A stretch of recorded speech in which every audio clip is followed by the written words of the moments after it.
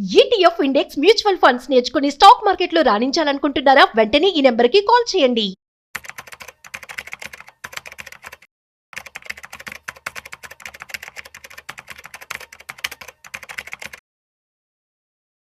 డబ్బులు దాచుకుంటే ఎక్కువ రిటర్న్స్ వస్తాయని మనందరికీ తెలుసు. కానీ ఈ యొక్క రిటర్న్స్ అనేవి ఎలా వర్క్ అవుతూ ఉంటాయి? ఇంట్రెస్ట్ అనేది ఎలా వర్క్ అవుతూ ఉంటుంది? సో ముఖ్యంగా కాంపౌండ్ ఇంట్రెస్ట్. సో చక్రవడ్డీ అని చెప్పి మనం అంటూ ఉంటాం కదా, చిన్నప్పుడు నేర్చుకున్నాం. సో అసలు చక్రవడ్డీ అనేది ఇన్వెస్ట్మెంట్స్‌లో చాలా చక్కగా వర్క్ అవుతుంది.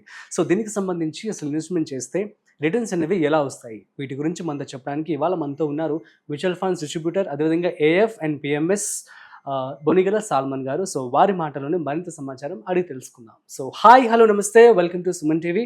నేను మీ Rajeev Pasupuleti. So let's start. Hi sir, నమస్తే.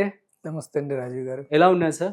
బాగున్నారండి. Yeah, okay. So compound interest, so చాలా మందికి కూడా తెలుసు కాంపౌండ్ ఇంట్రెస్ట్ అనేది ఎలా వర్క్ అవుతుంది. కాకపోతే రిటర్న్స్ అనేవి ఎలా వస్తాయి ఏంటి అనేది చాలా ఇప్పటికీ కూడా అర్థం చేసుకోలేని పరిస్థితిలో ఉంటారు. అసలు కాంపౌండ్ ఇంట్రెస్ట్ అనేది మ్యూచువల్ ఫండ్స్లో కావచ్చు, అసలు ఎలా వర్క్ అవుతుంది?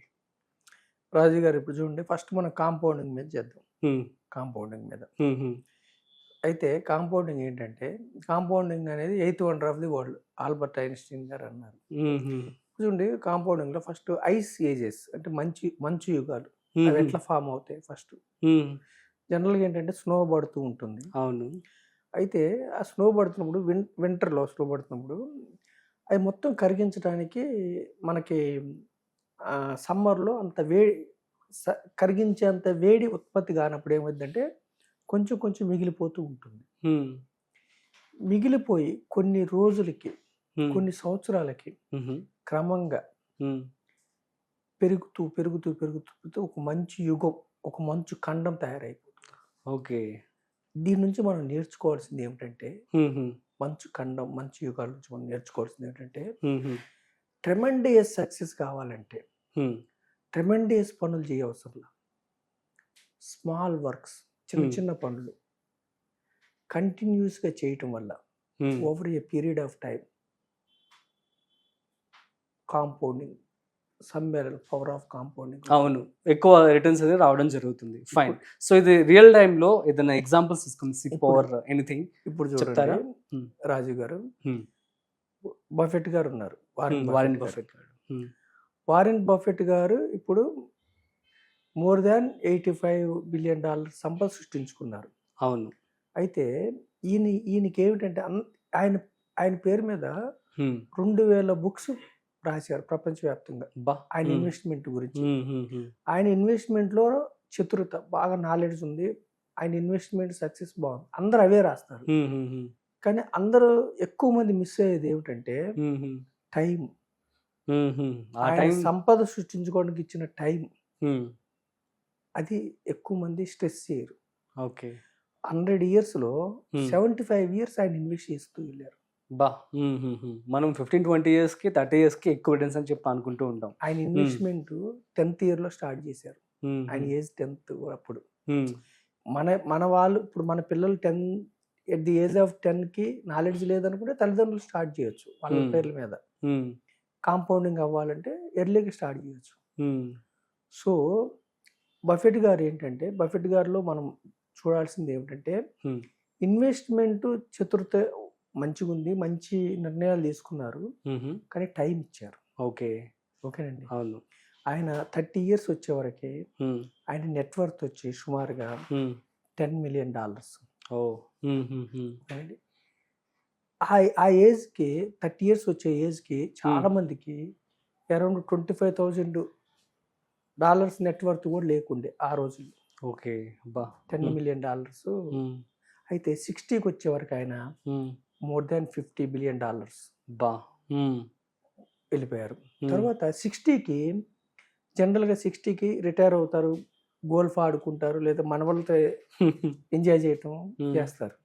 ఆయన 60 నుంచి ఇప్పుడు అరౌండ్ 85 వరకు కూడా ఉంది ఆయన ఏజ్. ఇంకా ఇన్వెస్ట్ చేస్తూ ఉన్నారు. ఓకే. సో సంపద సృష్టించుకున్న $15,000 కోట్ల పైన సంపద సృష్టించుకున్నారు. ఓకే.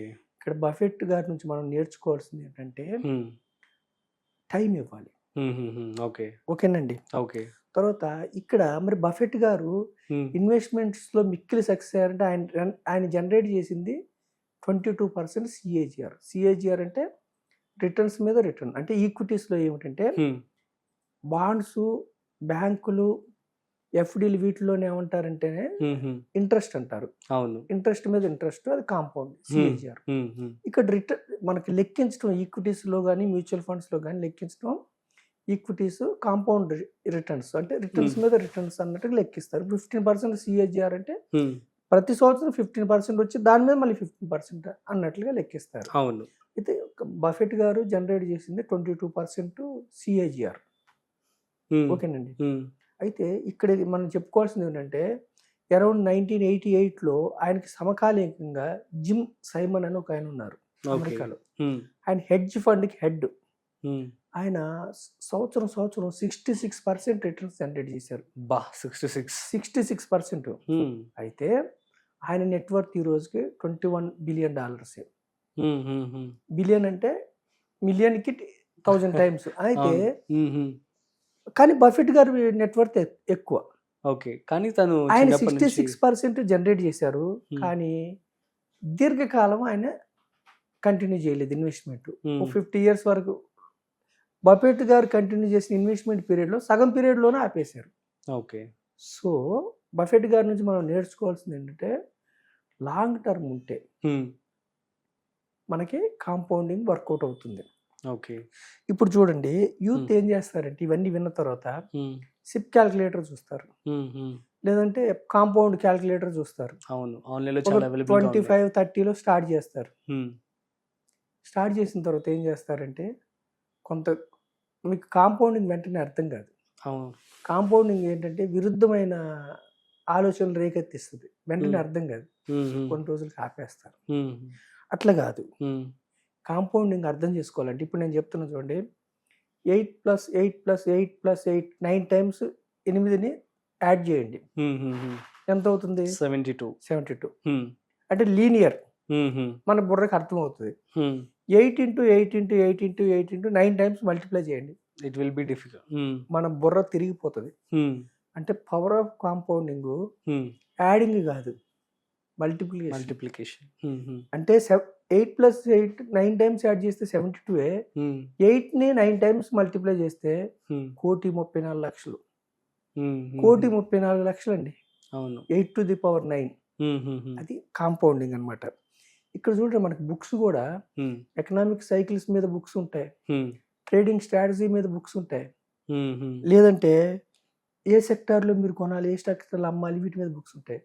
కానీ ఇన్వెస్టింగ్లో మనం చేయాల్సింది ఏంటంటే ఇన్వెస్ట్ చేసిన తర్వాత చక్కని ఇన్వెస్ట్మెంట్ చేయాలి, కీప్ క్వైట్, వెయిట్ చేయాలి. వెయిట్ చేస్తే మీకు మిరాకిల్స్ కనపడతాయి. ఇప్పుడు చూడండి, నేనేం చెప్తున్నానంటే అండి, గుడ్ ఇన్వెస్ట్మెంట్ అంటే హైయెస్ట్ రిటర్న్స్ కొంతకాలం తీసుకోవటం కాదు, కన్సిస్టెంట్ తక్కువ రిటర్న్స్ అయినా కానీ దీర్ఘకాలం ఉండాలి. ఓకే. అప్పుడు మీకు ఇప్పుడు మనం చూసాం కదా, ఎన్ని ఒడిదుడుకులు వచ్చినా దేశంలో 100 points సెన్సెక్స్ 80,000, 16% కంఫర్టబుల్గా పవర్ ఆఫ్ కాంపౌండింగ్ 16% జనరేట్ చేసింది. 1,00,000 వచ్చి 8 కోట్లు, 10 లక్షలు వచ్చి 80 కోట్లు. మనం లాస్ట్ ఎపిసోడ్ చేసాం. అంటే 12 లక్షలు 46 ఏళ్లలో 100 కోట్లు. ఏం చేయకుండా కీప్ క్వైట్గా కూర్చున్న వాళ్ళకి వచ్చినాయి. ఎకానమీలో డబ్బులు పెట్టి, మన దేశ ఎకానమీలో డబ్బులు పెట్టి కీప్ క్వైట్గా వెయిట్ చేసిన వాళ్ళకి పవర్ ఆఫ్ కాంపౌండింగ్ వల్ల డబ్బు మల్టిపుల్ అవుతుంది. ఓకే. సో మనం ఇక్కడ ఏం చెప్తున్నామంటే పవర్ ఆఫ్ కాంపౌండింగ్ వర్కౌట్ కావాలంటే ఎందులోనైనా కానీ, గుడ్ హ్యాబిట్స్ అయినా బ్యాడ్ హ్యాబిట్స్ అయినా కన్సిస్టెంట్గా, బ్యాడ్ హ్యాబిట్స్ మనం లాస్ట్ టైం చూసుకున్నాం. అవును. సో కన్సిస్టెంట్గా ఉంటే సరిపోతుంది, టైం ఇస్తే మీకు పవర్ ఆఫ్ కాంపౌండింగ్ వర్కౌట్ అవుతుంది. మనం ఏం చెప్తున్నామంటే ఈ క్రమంలో మన ఎపిసోడ్ ద్వారా ప్రజలకు ఏం చెప్తున్నామంటే పెన్నీ స్టాక్స్ కొని పవర్ ఆఫ్ కాంపౌండింగ్ అయి మల్టిప్లై డబ్బు అవుతుందని కాదు, పెన్నీ స్టాక్స్ జోలికి వెళ్ళొద్దు, ఈక్విటీకి వెళ్ళమంటారు. నెక్స్ట్ ఎపిసోడ్లో మనం ఇన్వెస్ట్మెంట్ తీసుకునేటప్పుడు స్టాక్స్లో కానీ ఏ విధంగా మనం చూజ్ చేసుకోవాలో చెప్తాం. పెన్నీ స్టాక్స్ కొని పవర్ ఆఫ్ కాంపౌండింగ్ వద్దని వెయిట్ చేస్తే డబ్బు రాదు. ఓకే, 100% చెప్తున్నాను.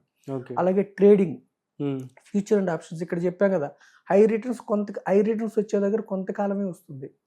కొన్ని బెట్సే మీకు సక్సెస్ అవుతాయి, లాంగ్ టర్మ్ సస్టైన్ కాదు. తక్కువ రిటర్న్ అయినా కన్సిస్టెంట్గా ఉండాలి. అవును. సో ఈ విధంగా డబ్బు సంపాదించుకోమని మీ ద్వారా ప్రజలకు నేను చెప్తున్నారు. కాంపౌండింగ్ ద్వారా డబ్బు సంపాదించుకోమని, యా వెయిట్ చేసి డబ్బు సంపాదించుకోమని ప్రజలకు నేను తెలియజెప్తున్నాను. Yeah super sir, thank you so much. So guys అర్థమైంది కదా కాంపౌండింగ్ వల్ల వచ్చేటువంటి బెనిఫిట్స్ ఏంటో. సో ఇంత తక్కువ ఇన్వెస్ట్మెంట్ చేసినా మీరు కనుక లాంగ్ టర్మ్ పేషెన్స్తో కనుక వెయిట్ చేసినట్లయితే you can see the big corpus అనమాట ఎట్ ది ఎండ్. సో ఇదే మీకు సార్ కూడా చెప్పడం జరిగింది. That's it. మరొక ఇంట్రెస్టింగ్ కాంటెంట్తో మళ్ళీ కలుద్దాం. అంతవరకు చూస్తూనే ఉండండి Suman TV. This is Rajeev signing off. Video నచ్చినట్లయితే like, share and subscribe. Thanks for watching.